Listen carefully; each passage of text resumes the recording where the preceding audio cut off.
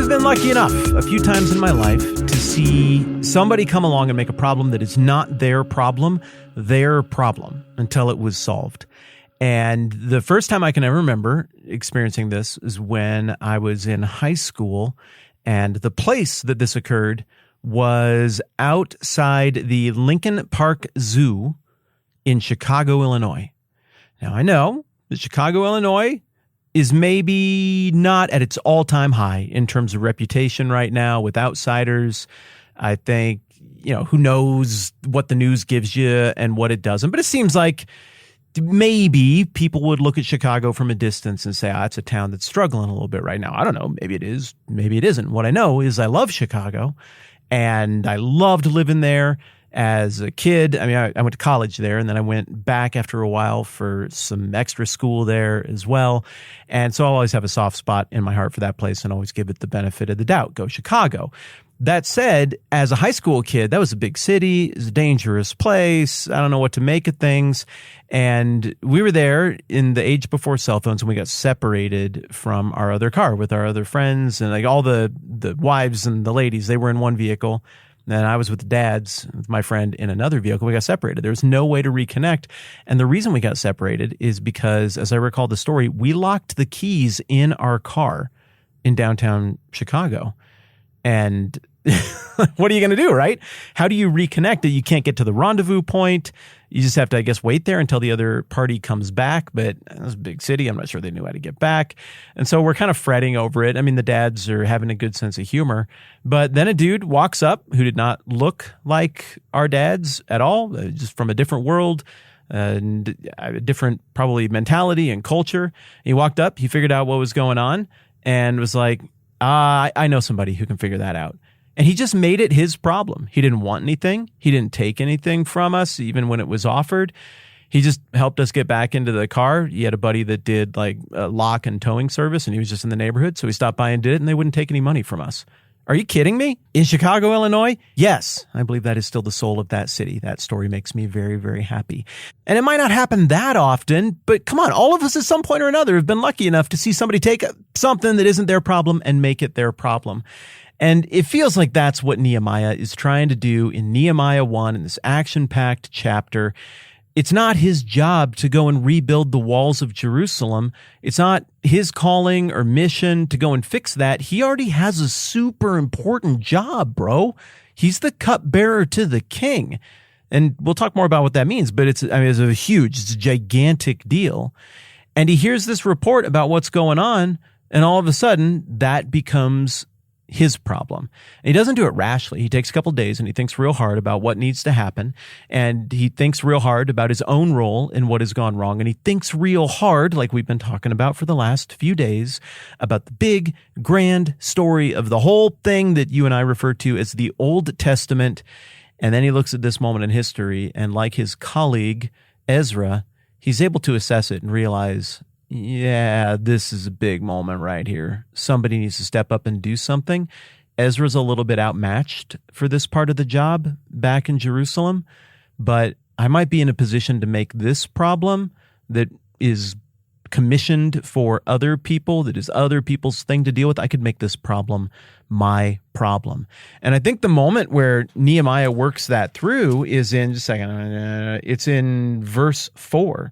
When it says, when I heard these things, the report about the people being in distress, great distress in Jerusalem, and the gates being burned and the walls being torn down, he says, when I heard these things, I sat down and wept. For some days I mourned and fasted and prayed before the God of heaven. Then I said, see what I'm saying? This dude took a good chunk of time for unprompted, unscripted, unstrategic prayer and reflection and big picture thinking.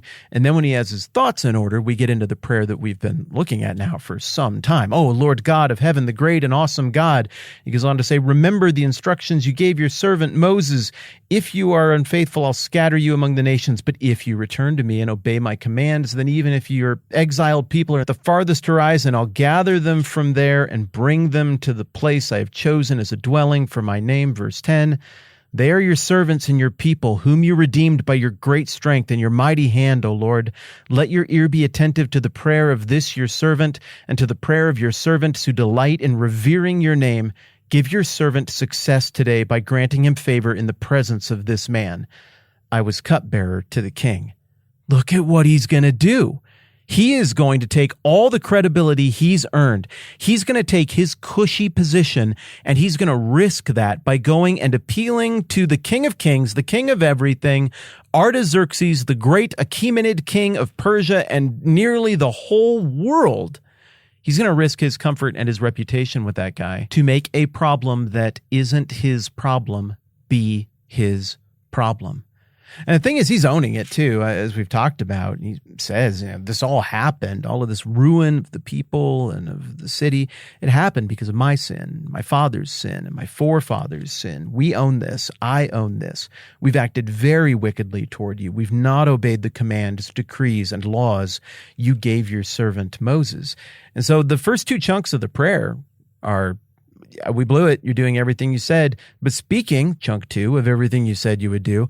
Hey, remember that stuff that you said to Moses? And I think he's also probably drawing on the stuff that he said to Solomon that you and I looked at over the last few days.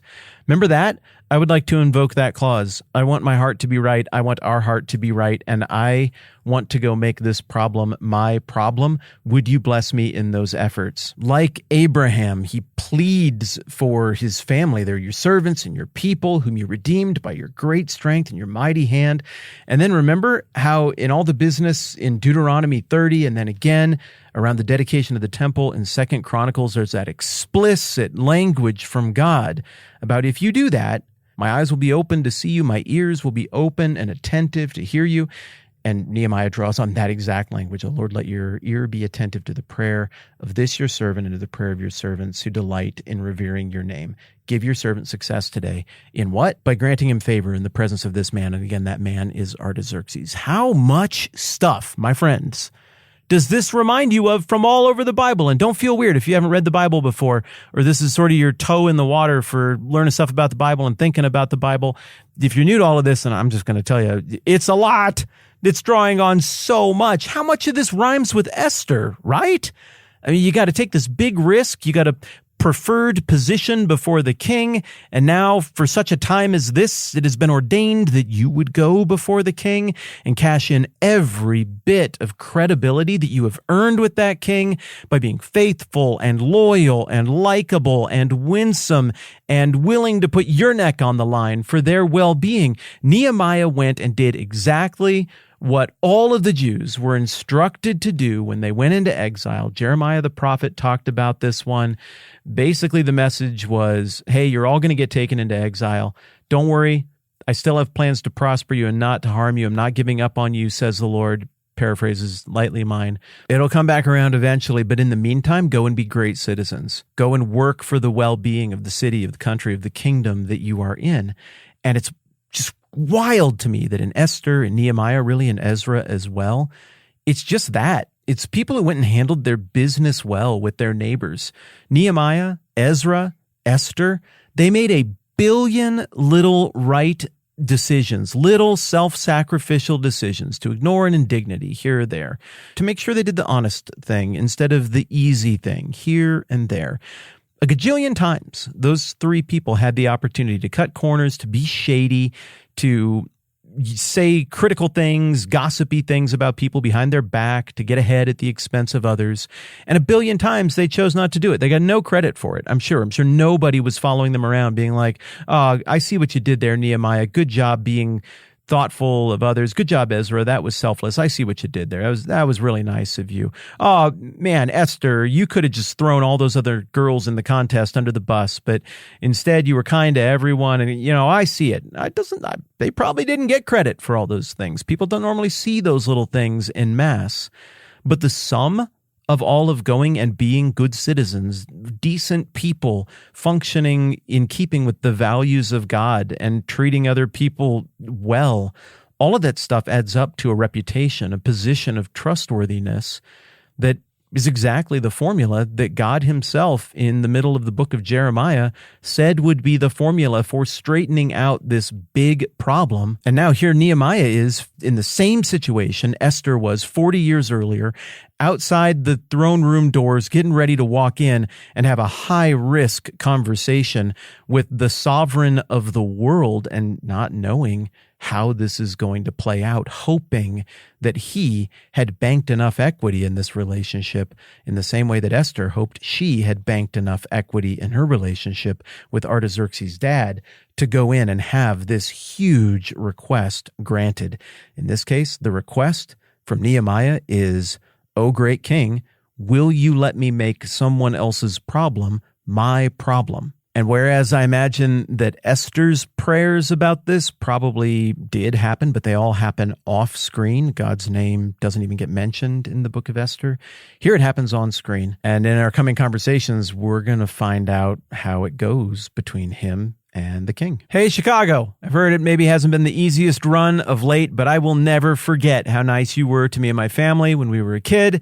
And I will never forget how nice you were to me when I was there for college and school. High five, Chicago. Thank you for making my problem your problem. All right, that's it. I'm Matt. This is the 10-Minute Bible Hour podcast. Let's do this again soon.